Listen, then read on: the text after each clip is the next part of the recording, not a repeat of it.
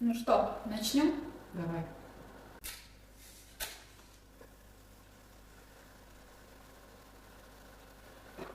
Сосредоточились, смотрим на пламя. Нам каждый нужно посмотреть на свечу и что-то увидеть.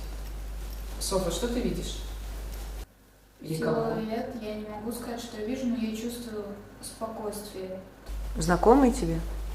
Нет. Марин, а ты что видишь?